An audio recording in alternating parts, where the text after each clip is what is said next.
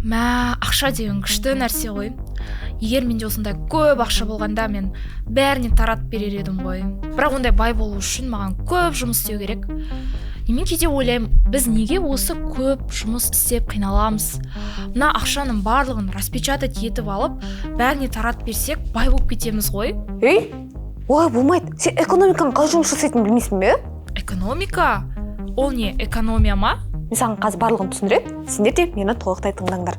Егер бәрі ақшаны басып шығарып алса, бәрі бай болып кетпейді. Өйткені ақша көбейген сайын оның құны түседі. Мысалы, бұрыннан 200 теңге болса, енді бәрі миллион болған соң, сатушылар бағасын 20 мың теңгеге көтереді. Нәтижесінде ақшаң көп болса да, ештеңе сатып ала алмайсың. Сол кезде бәрі қымбаттап, өмір қиындап кетеді.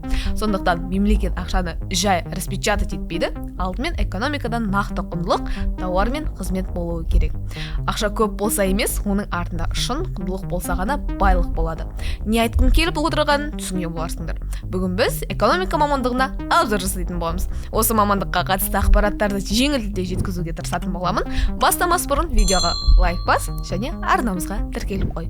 Мемлекетте артық ақша жоқ. Бюджет қайда кетіп жатқанынан хабар жоқ. Доллардың курсы күнде өзгереді. Бүгін нан 170 теңге тұрса, ертең 300 теңге тұрады. Салықтар, жәрдемақы, зейнетақыға ойға келген баға қойылған. Оның бәрі қалай есептеліп жатқанын ешкім білмейді. Мемлекеттің дұрыс экономикасы күйі осы. Ал экономика дұрыс болмаса, сенің жеке өміріңде не болады? Елестетіп көр. Айлығың қайда кетіп жатқанын білмейсің. Инвестиция, депозит деген атымен жоқ. Жалақың дымға жетпейді. Дүкендегі азық-түліктің бағасы аспанға ұшқан және кредитің тым көп. Яғни өміріңде ақша деген нәрсені басқара алмайсың. Және экономика болмаса, мына өмірде адасасың десем де болады. Сондықтан экономика өте маңызды.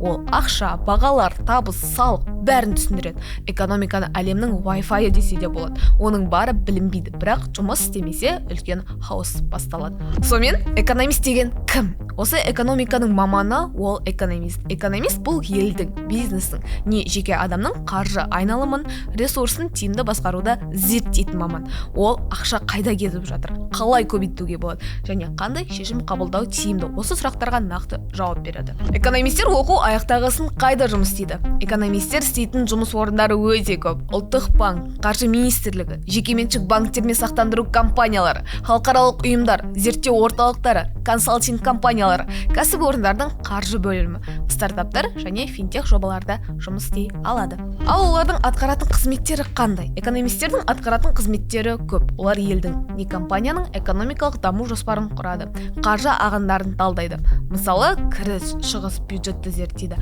нарықтық трендтер мен инфляцияны болжайды, статистикамен, сандармен жұмыс жасайды және де тиімді инвестицияның жолдарын іздейді. Яғни ақшаны неғұрлым дұрыс, тиімді пайдалану туралы зерттеулермен айналысады. Экономистке түсу үшін ОБТ-да қандай пәндер таңдаймыз?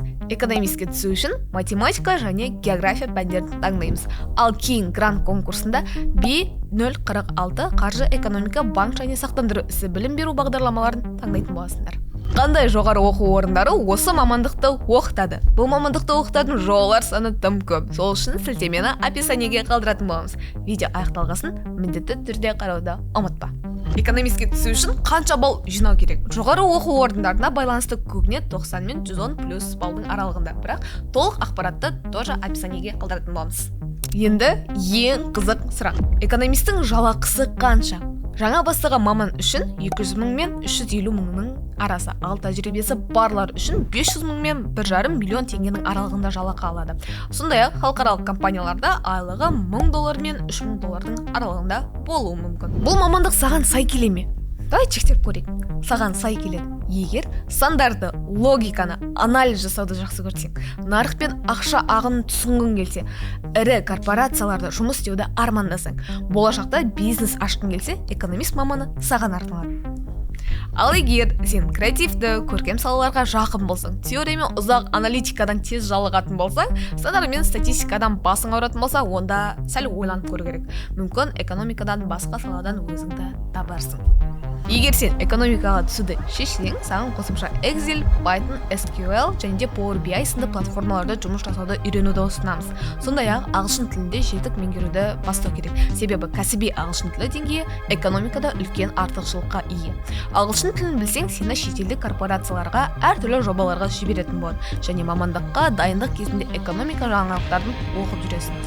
Бұл сенің мамандыққа деген қызығушылығыңды сөзсіз ашады. Қорытындыда экономика өміріміздің айнымас саласы деген келеді. Қаржыдан бастап, саясат, технология, денсаулық бәрінде экономика жатыр. Бұл мамандықта болашақта үлкен табыспен өсу бар, бірақ соған сай жауапкершілікпен үздіксіз даму да керек. Осы обзор ұнаса және мамандыққа қатысты сұрақтарың болса, пікірге жаза кетіңдер. Міндетті түрде жауап беретін боламыз. Және пікірлеріңді күтеміз.